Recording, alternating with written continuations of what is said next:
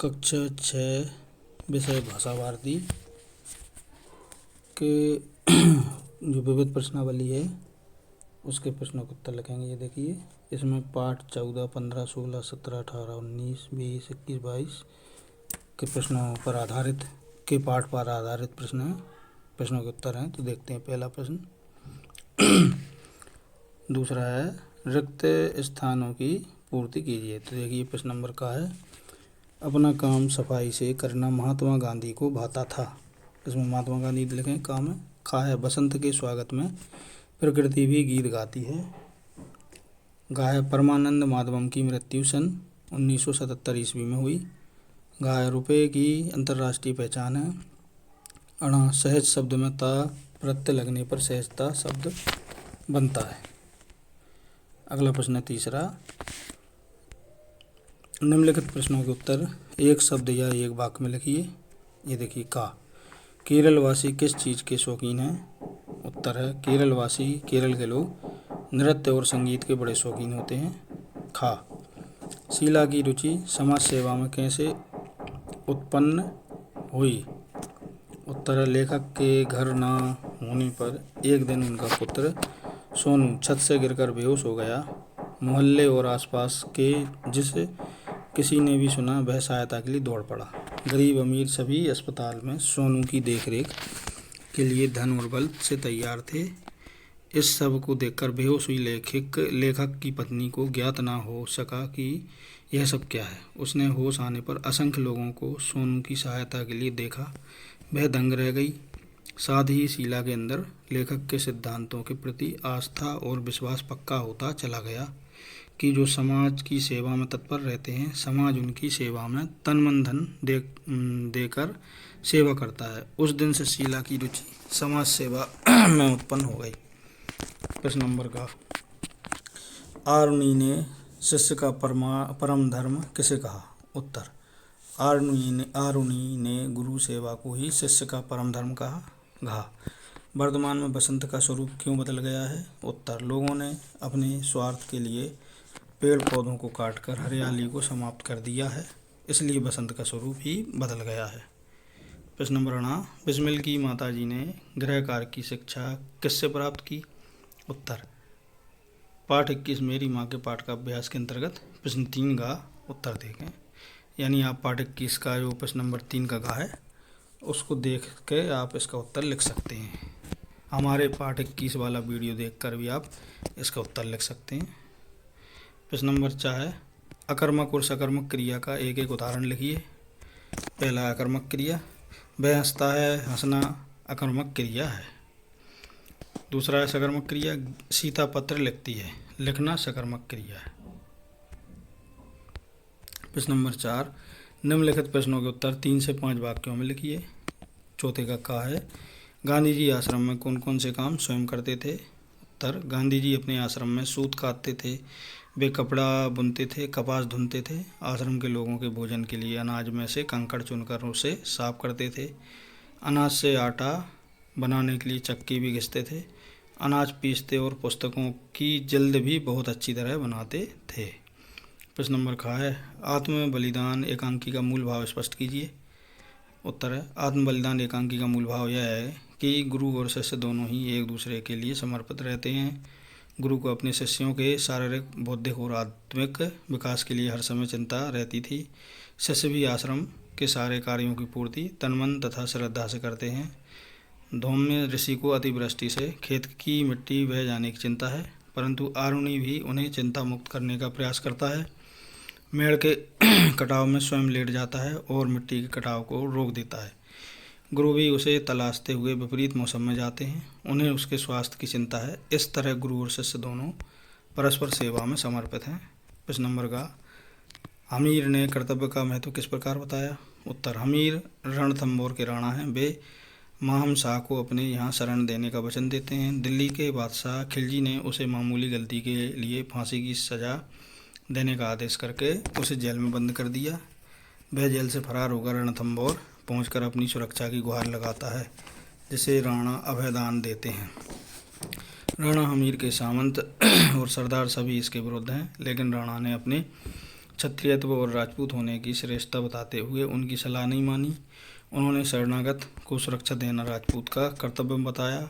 उसकी पूर्ति के लिए अपनी आन मान शान की परवाह नहीं करते, यहाँ तक कि वे अपने प्राणों की आहुति देने से भी पीछे नहीं हटते। राजपूत धर्म की शरणागत वत्सलता एवं सर्वस्व समर्पण ही उनके लिए कर्तव्य पालन की बलिवेदी है। प्रश्न नंबर का है, दशमलव प्रणाली में रुपये को किस प्रकार विभाजित किया गया है? उत्तर, दशमलव प्रणाली में रुपये को 100 पैसों में बांटा गया है। इस तरह छोटे सिक्कों के रूप में 50 पैसे, 25 पैसे, 10 पैसे, 5 पैसे, 3 पैसे, 2 पैसे तथा 1 पैसे के सिक्के भी प्रचलन में आए हैं। उन्हें नए पैसे कहा गया है। प्रश्न नंबर 18, सुभाष चंद्र बोस ने युवकों को किस प्रकार प्रेरित किया? उत्तर, सुभाष चंद्र बोस ने युवकों को आज़ादी प्राप्त करने के लिए प्रेरित किया। उन्होंने कहा कि आज़ादी के लिए बलिदान देने होंगे। जिन युवकों के खून में आज़ादी प्राप्त करने के लिए उबाल नहीं, गतिशीलता नहीं, उनका खून खून नहीं, वह तो पानी जैसा है। आज़ादी की लड़ाई शीश कटाने का सौदा है। आज़ादी का इतिहास खून की लाल स्याही से लिखा जाता है। इतना सुनते ही युवकों के चेहरे लाल पड़ गए। उन्होंने आज़ादी की लड़ाई करने के लिए कागज़ पर अपने खून से हस्ताक्षर कर दिए। युवकों में बढ़ते साहस को देख सभी दंग रह गए। 4, बिस्मिल ने वकालतनामे पर हस्ताक्षर क्यों नहीं किए?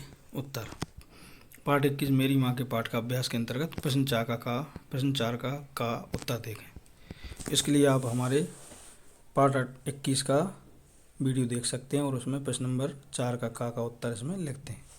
प्रश्न नंबर 5, निम्नलिखित पंक्तियों का आशय स्पष्ट कीजिए। ये देखिए, कुछ लोग बातों से कमाते हैं, किसी का रुपया कमाई करता है। कुछ लोग दिमाग चलाकर कमाते हैं, दिमाग से कमाने वाले लोग जल्दी बुढ़ापा बुला लेते हैं।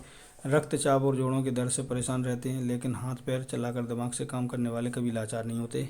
आशय, लेखक का तात्पर्य यह है कि धन कमाने के लिए लोग अलग अलग तरीका अपनाते हैं। कुछ लोग तो केवल अपनी बातों के बल पर धन कमा लेते हैं, अर्थात उनका कार्य केवल दलाली बट्टे या कानूनी दांव पेच लड़ाकर धन इकट्ठा कर लेना है। दूसरी ओर वे लोग जो धनवान हैं और उसके सारे व्यापार या ब्याज बट्टे के काम से धन कमा लेते हैं। इनके अलावा कुछ लोग अपने दिमाग से ही धन कमा सकते हैं, लेकिन ऐसे लोग जल्दी ही बूढ़े हो जाते हैं। उन्हें रक्तचाप और हाथ पैर के जोड़ों का दर्द शुरू हो जाता है। लेकिन वे लोग जो अपने हाथ पैर से परिश्रम और बुद्धि के बल के योग से भी धन कमाने वाले होते हैं, ऐसे लोग प्रायः किसी के सामने अपनी लाचारी नहीं दिखाते हैं, वे स्वावलंबी होते हैं। प्रश्न नंबर खा है, अभी तुम आधे खिले पुष्प के समान हो। अगर तुमको इसी पुष्प की भांति अविकसित अवस्था में मुझ जैसे पौधे से अलग कर दिया जाए तो मुझे भी दुख होगा। उत्तर है, धूम अपने शिष्य उपमन्यु को बताते हैं कि वह उपमन्यु अभी आधे खिले फूल के समान है, वह अभी पूर्ण फूल नहीं बन सका। एक अधखिला फूल अपने पौधे से अलग कर दिया जाए तो वह अधखिला ही मुरझा जाएगा। उसका विकास तो हो सकेगा पर उसका जीवन भी खतरे में पड़ जाएगा। इसी तरह उपमन्यु अभी तक अविकसित फूल के समान है। उसे विकास के लिए अभी अपने गुरु रूपी पौधे के आश्रय की जरूरत है। यदि उसे गुरु रूपी पौधे से अलग कर दिया गया तो पुष्प रूपी शिष्य उपमन्यु अपनी अविकसित अवस्था में ही अपने अस्तित्व के लिए अनिश्चय की स्थिति में आ जाएगा। इसका गुरु रूपी पौधे का अपार कष्ट होगा। प्रश्न नंबर 6 का निम्नलिखित पंक्तियों का भाव स्पष्ट कीजिए। ये देखिए, कहा है, दुखी है मेरा मन कुछ तो अब दुख बांटो, जंगल ही जीवन है जंगल को मत काटो। तो काका देखिए, यह बसंत के बदलते स्वरूप के प्रति चिंता व्यक्त करते हुए कवि कहता है कि बसंत के मन में व्याप्त कष्ट को थोड़ा बहुत आप संसार के लोग बांट लीजिए। जंगल से जीवन संभव है, इसलिए इन जंगलों को मत काटिए, वन लगाइए, जीवन बचाइए। अब खा वाला है, आज़ादी का संग्राम कहीं पैसे पर खेला जाता है, यह शीश कटाने का सौदा नंगे सर झेला जाता है। तो इसका देखिए, खाका पाठ 19 खूनी हस्ताक्षर कविता की संपूर्ण पद्यांशों की व्याख्या के अंतर्गत पद्यांश संख्या 3 को देखिए। प्रश्न नंबर 7 है, 2 देशों की मुद्राओं के नाम लिखिए। तो ये देखिए, नंबर 1 अमेरिका का डॉलर मुद्रा है, जापान की येन है। प्रश्न नंबर 8 है, वीर रस से ओतप्रोत किसी कविता की 4 पंक्तियाँ लिखिए। तो ये देखिए, सारी जनता हुंकार उठी, हम आते हैं, माता के चरणों में ये लो, हम अपना रक्त चढ़ाते हैं। अब प्रश्न नंबर 9, निम्नलिखित गद्यांश को ध्यान से पढ़कर नीचे दिए गए प्रश्नों का उत्तर लिखिए। ये गद्यांश पढ़ना है हमें। अब इसके प्रश्न है, देखिए, पहला है स्वावलंबन किसे कहते हैं, दूसरा है रिक्त स्थान की पूर्ति कीजिए, स्वावलंबन रिक्त स्थान भी सिखाता है, तीसरा है स्वावलंबी पुरुष को किससे सम्मान मिलता है, चौथा है उपरयुक्त गद्यांश का उचित शीर्षक दीजिए। पहले का उत्तर है अपने ही बल पर काम करने को स्वावलंबन कहते हैं। दूसरे का उत्तर रिक्त स्थान की पूर्ति कर्तव्यपरायणता, जो रिक्त स्थान उसमें ये भराएगा। तीसरा है स्वावलंबी पुरुष को समाज, राष्ट्र और जाति सम्मान मिलता है। चौथा है उचित शीर्षक है इसका स्वावलंबन। प्रश्न नंबर 10 है, अपने प्रधानाध्यापक को एक प्रार्थना पत्र लिखिए जिसमें अपने भाई के विवाह में जाने हेतु 3 दिवस के अवकाश की मांग की गई है, या अपने मित्र को पत्र लिखकर होली मनाने के अनुभव लिखिए। तो इसका उत्तर आपको हमारे व्याकरण वाले चैप्टर में जो हम वीडियो डालेंगे उसमें आप देख सकते हैं। प्रश्न नंबर 11 देखेंगे, निम्नलिखित विषयों में से किसी एक पर निबंध लिखिए। तो इसका भी आप जो हम निबंध वाला जो पैरा पार्ट लिखेंगे उसमें आप इसको देख सकते हैं। तो इसी के साथ हमारा ये अध्याय विविध प्रश्नावली यहाँ पर संपन्न होता है। यदि आपको हमारा ये वीडियो अच्छा लगा तो वीडियो को लाइक करें और कमेंट सेक्शन में जाकर आप अपने महत्वपूर्ण सुझाव में ज़रूर भेजें। इसी प्रकार के और अधिक वीडियो देखने के लिए हमारे चैनल को सब्सक्राइब जरूर करें। धन्यवाद।